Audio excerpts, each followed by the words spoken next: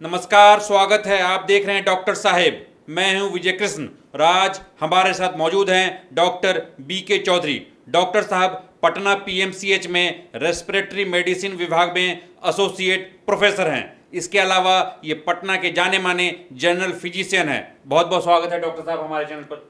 धन्यवाद।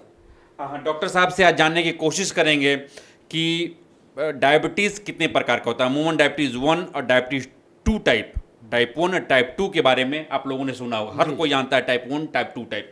तो इसके क्या लक्षण होते हैं? सबसे पहले हमारे दर्शकों को बताएं टाइप 1 टाइप 2 डायबिटीज़ के क्या लक्षण होते हैं। देखिए, बेसिकली डायबिटीज़ टाइप 1 टाइप 2 होता है। एक हुआ कि इंसुलिन डिपेंडेंट हुआ और एक हुआ कि इंसुलिन नॉन डिपेंडेंट। मतलब इंसुलिन डिपेंडेंट जो हुआ, जो बच्चा पैदा हुआ, कुछ उसके कॉन्जेनिटल भी हम लोग बोलते हैं या आनुवांशिक बोलते हैं कि डेफिशिएंसी होती, कमी होती है इंसुलिन की। इंसुलिन उसको में पैदा बनता ही नहीं बिल्कुल, और इसकी वजह से उसका शुगर बढ़ा होता है। तो ऐसे ये बड़ा डेंजरस है। IDDM कहते हैं, इंसुलिन डिपेंडेंट डायबिटीज़। वो बिना इंसुलिन का उसका इलाज नहीं हो सकता। टाइप 1 हो गया। टाइप 2 जो है वो उसमें है कि इंसुलिन अपना बन रहा है लेकिन काम नहीं कर पा रहा है। तो कई तरह के रास्ते हैं। जो बनता हुआ इंसुलिन है, जो इंसुलिन की कमी भी हो रही है तो उसको टैबलेट से या फिज़िकल एक्टिविटी से या और भी चीज़ों से उसको हम लोग एक्टिव बना सकते हैं। किंतु जिसमें टाइप 1 में बिल्कुल इंसुलिन बाहर से लेना पड़ता, आजीवन लेना पड़ता है। तो डॉक्टर साहब ये बताएं दोनों के ट्रीटमेंट के बारे में। आप तो लक्षण तो बता दिया टाइप 1 टाइप 2 के बारे में, और टाइप 1 में अमूमन इंसुलिन ही ली जाती है, लेकिन टाइप 2 वाले जो पेशेंट हैं उनको कैसे ट्रीट करते हैं? नहीं, टाइप 2 बहुत ही कॉमन हो गया आज के डेट में। डायबिटीज़ को इंडिया में, खासकर बिहार और हमारा जो गैंजेटिक प्लेन है, इसको diabetic capital of the world बोला जाता है। तो बहुत ही डिफ़िकल्ट सिचुएशन हो गया है, क्योंकि लोग कई कारण हो गए हैं उसके डायबिटीज़ होने के। लैक ऑफ फिज़िकल एक्टिविटी, शारीरिक परिश्रम बिल्कुल होता नहीं है। तो ऐसी परिस्थिति में डायबिटीज़ एक बार डायग्नोज कर लिए फास्टिंग ब्लड शुगर, PP और HbA1c के बाद, तो ऐसी परिस्थिति में फिर हम लोग उसको 3 कैटेगरी में बांटते हैं। पहला है कि हम लोग सबसे पहले डाइट से कंट्रोल करते हैं। Diet is very important. तो डाइट कंट्रोल करते हैं। तो दूसरा है कि शारीरिक परिश्रम ज़्यादा करना है, और तीसरा है कि ड्रग्स। अगर बहुत सारे सिचुएशन में ऐसा देखा गया है कि डाइट से और एक्सरसाइज से ही काफ़ी आराम हो जाता है, नहीं होता है तो ड्रग्स देते हैं। ड्रग्स भी फिर 2 प्रकार के हैं। ड्रग्स में एक ओरल ड्रग्स है, एक इंसुलिन है। ओरल ड्रग्स में कई ग्रुप हैं, जो आजकल मेटफॉर्मिन देते हैं और ग्लिमेपेराइड है, बहुत सारी कई प्रकार की हैं। तो इंडिकेशंस उसके अलग अलग हैं, दिया जाता है। जब ये ड्रग्स फेल करता है तो फिर इंसुलिन दिया जाता है।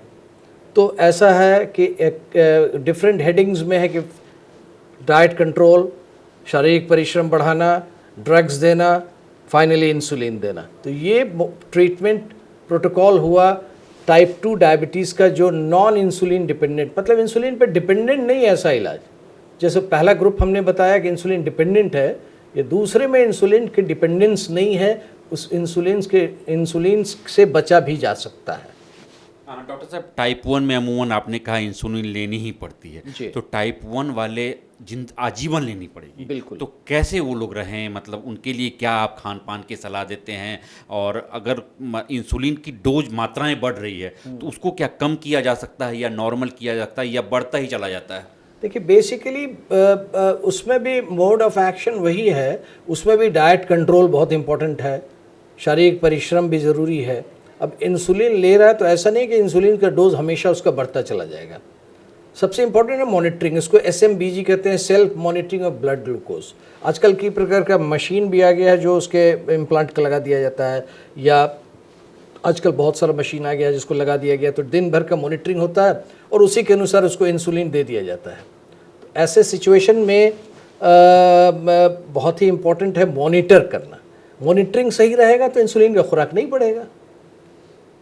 तो इंसुलिन वाले अमूमन खर्च कितना पड़ता है? मतलब एक तो ये लाइफ स्टाइल डिजीज हो गया और ज़िंदगी भर खाना है, तो अमूमन एक इंसुलिन पेशेंट जो इंसुलिन पे ही डिपेंडेंट है उसमें खर्च कितना आ जाएगा? मतलब कितने प्रकार के मतलब इंसुलिन होते हैं और कितना खर्चीला प्रोसेस है ये? देखिए, इंसुलिन कई प्रकार का होता है और आज के डेट में इंसुलिन की आवश्यकता अगर जिसको पड़ गई है तो उसमें मॉडिफिकेशंस बहुत सारा हो रहा है। बेसिकली इंसुलिन क्या है?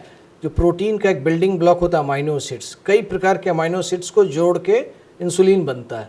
तो उसी में आजकल मॉडिफिकेशंस हो रहा है कि एक अमाइनो एसिड को हटा के दूसरा को रिप्लेस कर दिया, उसकी पोटेंसी बढ़ गई, उसकी एक्टिविटी बढ़ गई। ऐसे सिचुएशन में और उसके बाद फिर उसका कमर्शियल वैल्यू बढ़ता जा रहा है, उसका रेट भी बढ़ता जा रहा है। तो हम बहुत उस चीज़ को लाइक नहीं करते हैं। मेरा ये कहना है कि ऐसा इंसुलिन, सिंपल इंसुलिन हो जो उसके शुगर को हमेशा कंट्रोल रखे। बहुत मार्केट में कॉस्टली भी इंसुलिन आ गए हैं लेकिन सभी लोग अफोर्ड नहीं कर पाते हैं। और बहुत सारी लेकिन कंपनियां हैं, बहुत सारे सरकार के प्रोजेक्ट चल रहे हैं जो लोगों को, बहुत गरीब मरीज़ों को नहीं मालूम है कि इंसुलिन सरकार की तरफ से प्रोवाइड किया जा रहा है, कई हॉस्पिटल्स में मिल रहा है, दवा कंपनी की तरफ से भी दी जा रही है। ये जानकारी उन लोगों को पहुंचाना बहुत आवश्यक है। तो दोनों में क्या अंतर होता है, ये खर्चीला वाला, नॉन खर्चीला वाला, और कैसे इंजेक्ट आप लोग करते हैं? देखिए, खर्चीला वाला है कि उसके साइड इफ़ेक्ट्स कम होते हैं, पेनफुल कम होता है, मतलब पेनलेस होता है। और वो पेट में कई क्वाड्रेंट्स होते हैं, पेट में दिया जाता है या जांग में या फोर आर्म में। तो कई जगह है बॉडी में, डिफरेंट लोकेशंस है जहाँ पे इंसुलिन दिया जाता है। और जो बच्चा ट्रेंड हो जाता है उस लेते लेते इंजेक्शन, वो अब समझ जाता है कि हमको लेना है तो अपना एक फिक्स कर लेता है कि इस क्वाड्रेंट पे हमको देना है। खाने से पहले वो ले लेगा, अपना शुगर चेक कर लेगा खाने के बाद। तो लाइफ वो एक प्रकार से जीना सीख जाता है। तो उसी में कई प्रकार के अब इंसुलिन है, बहुत कॉस्टली भी है, सारे लोग तो अफोर्ड नहीं कर सकते हैं। तो ऐसा मिनिमल इंसुलिन, क्योंकि अब वो बिना इंसुलिन के उसकी बॉडी में शुगर का मेटाबॉलिज्म हो नहीं सकता, शुगर घटाया नहीं जा सकता।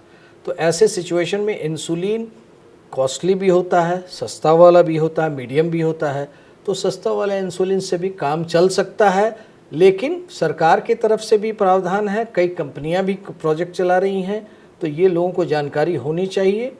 और पेनलेस, पेनफुल में अब छोटा बच्चा ले रहा है तो उसको तो पेनलेस ज़्यादा होगा तो बेहतर अच्छा रहेगा।